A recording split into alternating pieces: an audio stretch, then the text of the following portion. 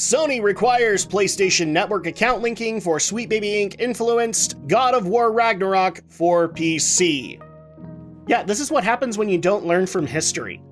Greetings once again, my friends, and welcome back to the GNRO Minicast. I am your host, Adam Mickelson, aka Drak. I hope everybody's having an awesome day or night when you're listening to this, and once again, we have a story brought to us by John F. Trent and That Park Place. And it's basically Sony not learning, because people might remember I put up a video on the Helldivers controversy where they tried to start it up there, and all they learned from that controversy is wait until God of War Ragnarok. So let's go ahead and dive into it, shall we? Sony Interactive Entertainment's Global Communications Director Aram Jabari announced that the Sweet Baby Inc. influenced God of War Ragnarok port for PC will require a PlayStation Network account in order to play.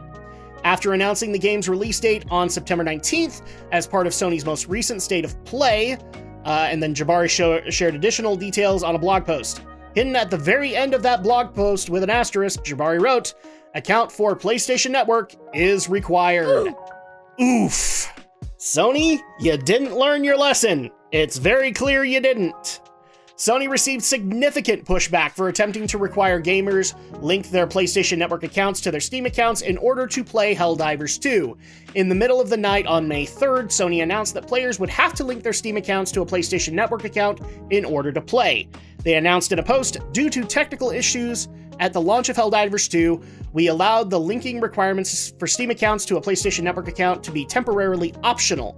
That grace period will now expire. See details below in this post." Account linking plays a critical role in protecting our players and upholding the values of safety and security provided on PlayStation and PlayStation Studios games. This is our main way to protect players from griefing and abuse by enabling the banning of players that engage in that type of behavior.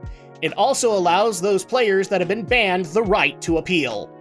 It then declared, as such, as of May 6th, all new Helldivers 2 players on Steam will be required to connect their Steam account to a PlayStation Network account. Current players on Steam will start to see a mandatory login from May 30th and will be required to have linked a Steam and PlayStation Network account by June 4th. Numerous gamers threatened to quit the game following this announcement, as I stated in my previous video, and players began flooding Steam with negative reviews. The negative reaction to the decision worked in part as PlayStation announced they would not require linking moving forward. AKA, you won that little victory, but you didn't lose the war, unfortunately. Although, given recent events in regards to that Helldivers video, I really wish I could feel sympathy for you, but we'll get to that in a minute.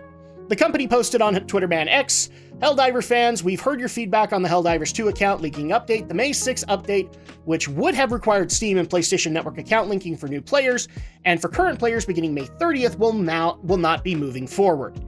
It added, "We're still learning what is best for PC players, and your feedback has been invaluable."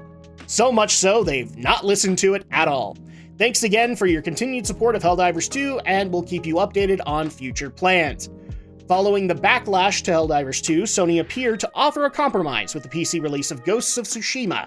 Developer Sucker Punch Productions announced that the game would require a PlayStation Network in order to play the game's multiplayer mode and get access to its PlayStation overlay. The company then responded to a user on Twitterman X, "Just so you are aware, a PSN account is required for Legends Online multiplayer mode and to use PlayStation overlay. It is not required to play the single-player game." Okay. Given the negative, I actually didn't know that particular part, and that's still not a good move, as far as I'm concerned. Given the negative backlash to Helldivers 2, it's likely the requirement to link a PlayStation Network account to a Steam account will discourage a number of gamers from purchasing the game. In fact, this was an amazing way for Sony to earn additional money from previous big projects on PlayStation, and now they done fucked it up. And fucked it up royal they did. Because I can guarantee you now, PC players are going to be very, very wary about trying out any PlayStation games, especially with that requirement. And Sony, whether you like it or not, in a year or two, that's going to matter financially enough to a point where you're going to take that away. Because that will be the only way that you can survive, is if you do that. So I look forward to laughing on that day. The game might already have a tough sled to hoe, as well as well, given that it likely will be listed on the Sweet Baby Inc. Detected Steam Curator list once it arrives on Steam. The curator group has currently 392,314 followers, as well as it's probably going to get listed on DEI Detected. Thank you, Cabrutus Rambo, for that. Currently, God of War Ragnarok has 3,663 followers and is ranked number 401 in wish lists and is the 47th ranked top seller on Steam, according to SteamDB. That would have been a whole hell of a lot higher if you didn't have this requirement. Because as I learned when I was researching the Helldivers controversy, believe it or not, there are still countries that don't have access to PlayStation Network. So they're just plain screwed, is what you're saying. Yeah, that works out real well for them, let me tell you. What do you make of God of War Ragnarok requiring a PlayStation Network account in order to play? Now I actually get to go into this. When I put up the Helldivers controversy video, a lot of people don't realize this because they're either coming in for the first time or they literally have the attention span of a gnat. They basically came in and got mad because I was late on the controversy. This is how I know you're brand spanking new. Welcome. I'm happy to have you. Because if you had known anything about my channel, you would know I'm not reporting the news. I'm giving my opinion on the news. And opinion statements really don't have a timeline to them. So at that point, already your argument there is kind of moot. But let's go into it for a second. As I've stated in previous videos as well, I actually do go through a scrutinizing process on whether or not, even if a video has been recorded, whether or not to actually put it up. And I did actually go through that with the Helldivers controversy because I knew this story was on the horizon. And I thought of a couple of things. And actually, it was part of an experiment that I did, where with one of the stories that given week, where it had multiple stories involved with it, I did a double dose, which I've actually liked doing since that point and have done a lot more since then. But I also did this one solo because it didn't seem right to go from Helldivers all the way into a completely different thing when there was a ton to go into with the Helldivers controversy. So because of that, I got a bunch of people with really short attention spans and really butthurt prospects screaming about how I was late to the party and how I was, quote, clickbaiting. And you wonder why I ignored you. I responded to a few of you, and I gave my honest feedback on the matter, is that if you don't learn from history, you're doomed to repeat it. And the reason that I pointed that was because I knew this was on the horizon and I knew I was going to be talking about it. So we're obviously going to have to agree to disagree on how that goes. If I went back, would I have done it differently? Probably. I probably would have added this story onto it, but I also might not have. And frankly, it's in the past and I'm not going to worry about it.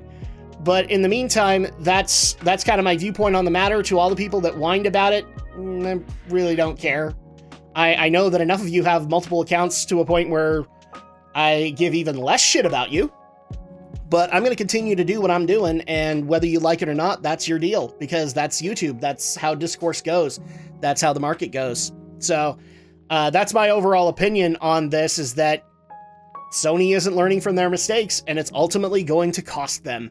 And that's what I wanted to showcase. Whether or not you think I did that right, whether or not you think I did that wrong, those are all subject to debate. But the bottom line is that Sony didn't learn from this, and they're going to suffer for it. So what do you think about the fact that Sony isn't learning from their mistakes and they're going to suffer for it? Leave a comment down below. Let's have that discussion. And also consider, if you like the video, leaving a like and subscribing to my YouTube channel. It definitely helps out with the algorithms and whatnot, and tells YouTube that it's honestly a good thing to be able to have discourse like this and not have one-sided arguments like we've been having over the last few years, if not decades. And I will catch you guys next time for the next GNRO Minicast. Again, special thanks to John F. Trent and That Park Place for covering the story and providing the article. And I will see you guys next time. Until then, take care, my friends.